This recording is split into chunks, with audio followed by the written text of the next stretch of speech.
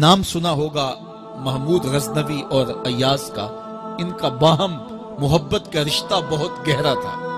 ایاز ٹوٹ کے چاہتا تھا بادشاہ کو، اب دیگر مصاحبین حسد کرتے تھے، بغض رکھتے تھے، وہ کہتے تھے یہ کوئی کیا اس میں کرشمہ اور کمال ہے کہ بادشاہ اس کو اتنا ہی چاہتا ہے۔ تو بادشاہ جب ان وزراء کا، مشیروں کا حسد حد سے بڑا ہوا دیکھا تو ایک دن سب کو اپنے دربار میں حاضر کیا۔ دربار میں ایک تالاب تھا، تو اس میں مٹھی بھر کے موتیوں کی پھینک دی اور ایک ایک وزیر کو کہا کہ یہ موتی نکال کے لاؤ، اور یہ خیال کرنا کہ تمہارا لباس بھی، تمہارا بدن بھی نہیں بھیگنا چاہیے۔ تو سب نے کہا کہ یہ عجیب بات ہے کہ حوض کی تہ سے موتی نکال کے لائیں اور لباس بھی نہ بھیگے اور بدن بھی نہ بھیگے، یہ تو لازمی ہوگا۔ پھر دوسرے وزیر کو کہتا کہ یہ موتی نکال کے لاؤ، تمہارا لباس بھی نہیں بھیگنا چاہیے، تمہارا بدن بھی نہیں بھیگنا چاہیے۔ تو وہ آگے سے حجت کرتا یہ کیسے ہو سکتا ہے کہ بدن بھی اور لباس بھی نہ بھیگے اور موتی بھی نکال لاؤں؟ تیسرے کو، چوتھے کو، پانچویں کو، ہر ایک آگے سے حجت کرے یہ کیسے ہو سکتا ہے؟ پھر ایاز آ گیا تو بادشاہ نے ایاز کو کہا کہ یہ موتی نکال کے لانے ہیں اور تمہارا لباس بھی اور تمہارا بدن بھی نہیں بھیگنا چاہیے۔ ایاز نے فوراً چھلانگ لگائی اور موتی نکالے۔ جب باہر نکلا تو بدن اور لباس پانی سے نچڑ رہا تھا، تو ایسے موتی بادشاہ کو پیش کیے اور بدن کپ کپا رہا تھا۔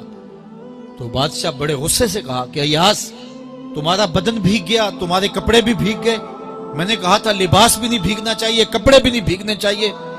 تو ایاز بڑی لجاجت سے عرض کرنے لگا بادشاہ سلامت، آپ کے دو حکم تھے، ایک یہ کہ موتی نکال کے لانے ہیں، دوسرا حکم یہ تھا کہ لباس اور کپڑے بھیگنے نہیں چاہیے۔ تو ایک حکم میں نے پورا کر دیا ہے، دوسرے کی معافی چاہتا ہوں۔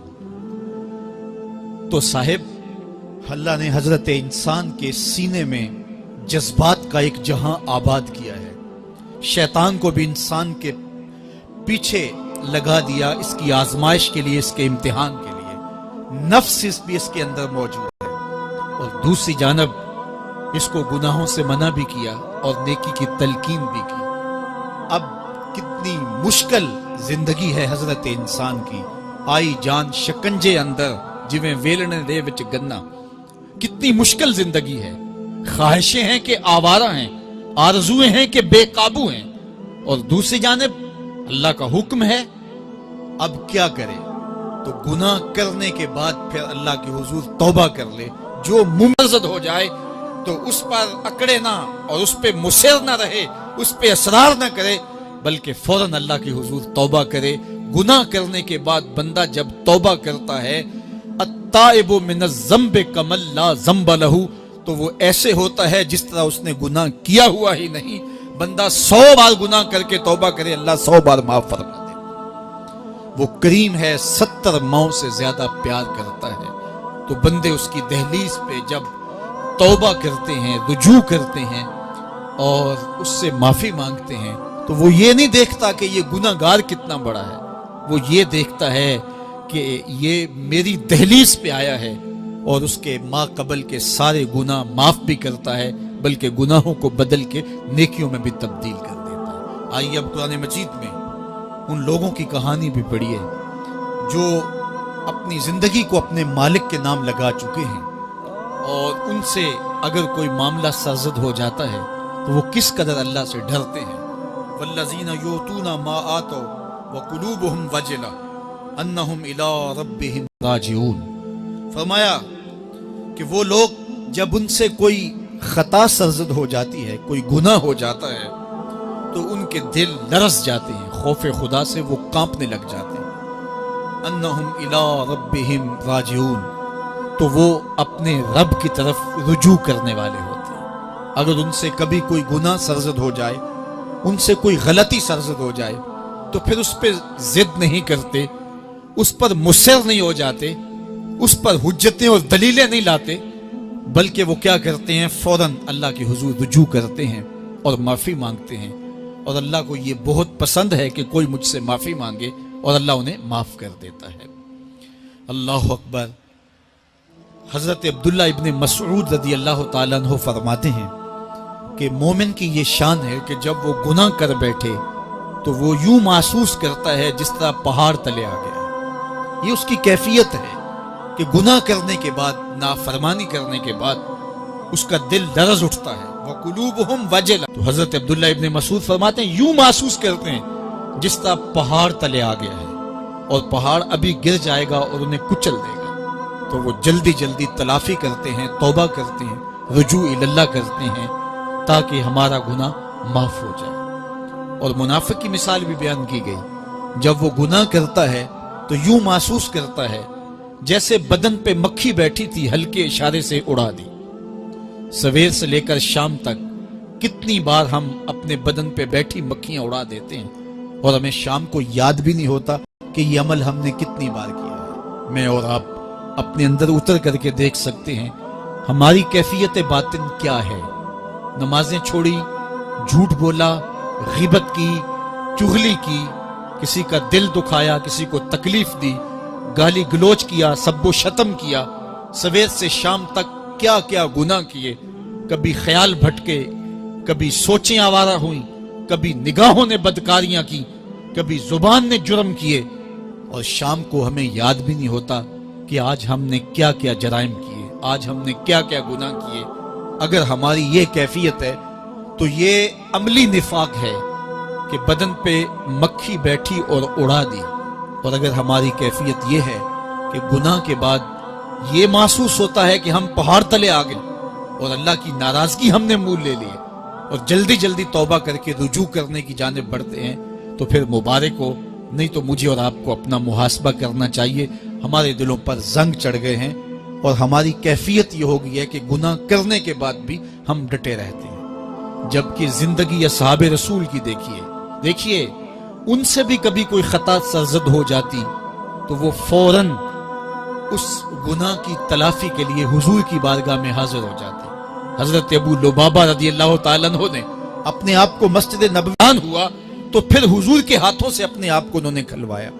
ایک خاتون حضور کی خدمت میں حاضر ہوئی اور عرض کی یا رسول اللہ صلی اللہ علیہ وسلم، مجھ سے بدکاری سرزد ہو گئی ہے اور میرے پیٹ میں بچہ ہے، اور میں چاہتی ہوں کہ آخرت کی سزا کی بجائے دنیا کے اوپر اس کی سزا مجھے دے دی جائے تاکہ میں پاک ہو جاؤں اور صاف ہو جاؤں، کیونکہ آخرت کی سزائیں بہت سخت ہیں۔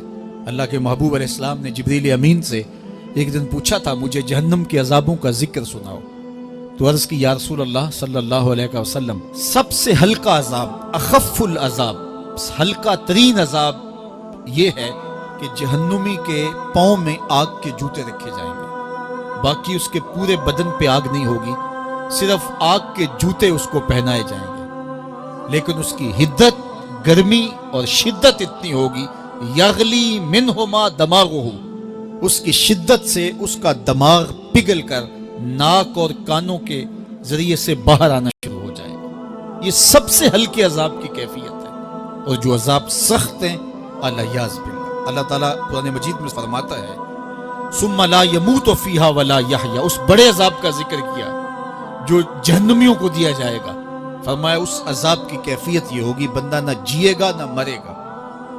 جیے گا اس لیے نہیں کہ آگے اور پیچھے، دائیں اور بائیں آگ ہی آگ ہوگی، تو اس آگ میں جینا کو جینا تو نہیں ہوگا، اور مرے گا اس لیے نہیں کہ موت کو موت آ چکی ہو۔ جنت میں جنتیوں کو ایک ہی ڈر اور خدشہ ہوگا کہیں موت نہ آ جائے، اور جہنمیوں کو ایک ہی امید ہوگی کہیں موت آ جائے اور جان چھوٹ جائے۔ اللہ تعالیٰ مینڈے کی شکل میں موت کو لائے گا اور موت کو ذبح کیا جائے گا۔ جنتی جنت سے اور جہنمی جہنم سے دیکھ رہے ہوں گے، جب موت کو ذبح کر دیا جائے گا اب موت نہیں ہے، تو جنتی اتنے خوش ہو جائیں گے کہ اگر موت کو موت نہ آئی ہوتی تو یہ خوشی سے مر جاتے، اور جہنمی اتنے مایوس، دکھی اور پریشان ہوں گے کہ اگر موت کو موت نہ آئی ہوتی تو یہ صدمے سے مر جاتے، تو وہ کانوں کے راستے سے باہر آ جائے۔ تو اس نے عرض کی یا رسول اللہ صلی اللہ علیہ وسلم، میرے اوپر حد جاری کر دیجئے، اور اس نے کہا کہ میرے پیٹ میں جو ہے وہ بچہ ہے۔ اللہ کے محبوب علیہ السلام نے فرمایا جاؤ جب بچہ پیدا ہو تو پھر آنا۔ وہ چلی گئی، تو جب بچہ پیدا ہوا تو گود میں اٹھائے پھر حضور کی خدمت میں حاضر ہوئے اور عرض کی یا رسول اللہ یہ ہے بچہ جو میں نے گناہ کیا تھا، بدکاری کی تھی، آج یہ اس کی نشانی ہے۔ تو اللہ کے محبوب علیہ السلام نے فرمایا کہ اسے لے جاؤ اور اسے دودھ پلاؤ، اور جب یہ کچھ کھانے پینے لگ جائے گا تو پھر آنا۔ تو تھوڑی دیر کے بعد، کچھ دنوں کے بعد وہ دوبارہ حاضر ہوئی اور اس نے اس بچے کے ہاتھ میں روٹی کا ٹکڑا دیا ہوا تھا اور عرض کی یا رسول اللہ دیکھ لیجئے اب یہ روٹی کھانے لگ گیا ہے۔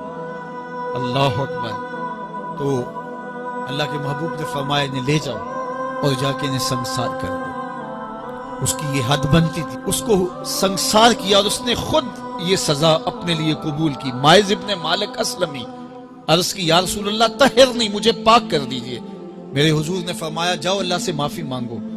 وہ گئے اور معافی مانگی، بے چینی اتنی تھی، پھر آ گئے اور عرض کی طہرنی یا رسول اللہ، حضور مجھے پاک کر دیجئے۔ فرمایا جاؤ اللہ سے معافی مانگو۔ وہ گئے، معافی مانگی، پھر پلٹ آئے، تیسری مرتبہ، چوتھی مرتبہ۔ آقا کریم نے فرمایا فیما اطہرک، تمہیں کہا اللہ سے معافی مانگو، کریم ہے معاف کر دے گا، تم پھر پلٹ آتے ہو، تمہیں کس جرم سے پاک کروں؟ قال من الزنا، عرض کی مجھ سے بدکاری ہو گئی ہے اور میں چاہتا ہوں کہ دنیا پر فارغ ہو جاؤں۔ حضور نے فرمایا کہ اس کا توازن عقلی تو ٹھیک ہے، عرض کی حضور صحیح الحواس ہے۔ کہا کہ یہ نشے میں تو نہیں کہہ رہا، کسی نے اٹھ کے منہ سونگا، کہا حضور ایسی بات بھی نہیں ہے۔ فرمایا تم سوچ لو کیا کہہ رہے ہو؟ کہا حضور جو میں کہہ رہا ہوں وہ سچ کہہ رہا ہوں، مجھ سے گناہ سرزد ہو گیا اور میں چاہتا ہوں کہ دنیا پر ہی فارغ ہو جاؤں۔ اللہ کے محبوب علیہ السلام نے فرمایا کہ انہیں سنسار کر دو۔ مائز ابن مالک اسلمی کو سنسار کر دیا گیا۔ جب ان کا جنازہ اٹھا تو حضور بھی جنازے کے جلوس میں تھے۔ کسی کی زبان سے نکلا لو مائز نے گناہ کیا تھا، بس یہ بات سننے کی دیر تھی، اللہ کے محبوب کے چہرے پہ جلال آ گیا۔ فرمایا خبردار اگر کسی نے میرے مائز پہ بات کی، میرے مائز نے ایسی سچی توبہ کی ہے اگر روئے زمین کے تمام مسلمانوں میں بانٹ دی جائے لکفاہم، سب کی مغفرت ہو جائے، کہ انہوں نے اپنے آپ کو خود پیش کیا ہے۔ اب مائز ابن مالک کا جنازہ اللہ کے رسول نے خود پڑھایا، بلکہ مسلم کتاب الحدود میں ہے کہ ان کے جنازے کے دوسرے دن یا تیسرے دن حضور ان کے ہاں تشریف لے گئے، اور جب آقا گئے وہم جلوسن، تو لوگ وہاں بیٹھے ہوئے تھے۔ تو یقین کیجئے کہ یہ وہ لوگ تھے کہ جن سے کبھی کوئی گناہ سرزد ہو جاتا تو وہ جلد توبہ کرتے، اور اس کی بڑی سے بڑی حد اور سزا بھی ہوتی تو وہ بھی کاٹنے کے لیے تیار ہو جاتے۔ میں اور آپ دیکھیں کہ ہماری زندگی میں اگر گناہ ہیں اور ہمیں سچی توبہ کی توفیق بھی نصیب نہیں ہے تو پھر ہم سوچ لیں کہ ہم کہاں کھڑے ہیں۔ دیکھیے اللہ دلوں کے بھید جانتا ہے۔ سچی توبہ یہ ہے کہ جو کیے پر ندامت ہو اور آئندہ نہ کرنے کا عزم مصمم ہو، پکا ارادہ ہو کہ یہ گناہ زندگی میں دوبارہ نہیں کروں گا۔ الگ بات ہے کہ پھر دوبارہ اس سے سرزد ہو جائے، لیکن جب وہ توبہ کر رہا ہو تو اس وقت اس کا پختہ عزم ہو اور اس کے دل کے کسی گوشے میں نہ ہو کہ چلو میں توبہ کر لیتا ہوں اور پھر ہو گیا تو پھر کر لوں گا۔ پکا عزم ہو کہ دوبارہ یہ گناہ نہیں کروں گا۔ اور اگر زبان سے توبہ توبہ کر رہا ہو اور دل میں ہو کہ ٹھیک ہے یہ تو صبح بھی مجھ سے عمل بد سرزد ہونا ہے، تو اللہ تعالیٰ سے یہ مذاق کرنے والی بات ہے، اور اللہ تعالیٰ سے جو مذاق کرتا ہے وہ کہاں کھڑا ہے وہ خود سوچ لے۔ وہ کیا کسی نے کہا تھا کہ توبہ کی، پھر توبہ کر کے توڑ دی، میری اس توبہ پہ توبہ کر اٹھی۔ تو ایسی توبہ نہیں ہے کہ جو رسماً کسی مجلس میں چلے گئے، کسی اجتماع میں چلے گئے تو سب لوگوں نے توبہ کی تو وہ بھی توبہ کرتا رہا، لیکن اس کا عزم مصمم پختہ ارادہ نہیں تھا گناہوں کو چھوڑنے کا، تو یہ توبہ نہیں، یہ مذاق ہے۔ اس لیے اللہ کے حضور سچی توبہ یہ ہے کہ ما قبل کے گناہوں سے ندامت پیدا ہو جائے اور سچے دل سے ارادہ کیا جائے، پختہ عزم کیا جائے کہ دوبارہ میں یہ گناہ نہیں کروں گا۔ یہ الگ بات ہے کچھ عرصے بعد اس سے پھر سرزد ہو جائے، پھر وہ گناہ ہو جائے تو پھر وہ پکی توبہ کرے، تو 100 بار بھی گناہ کرے گا، 100 بار بھی توبہ کرے گا، اللہ 100 بار قبول کرے گا۔ لیکن اندت توبہ اس کا عزم مصمم ہونا چاہیے، اس کا عزم پختہ ہونا چاہیے۔ محض لفظوں سے توبہ پکارنا اور دل توبہ نہ کر رہا ہو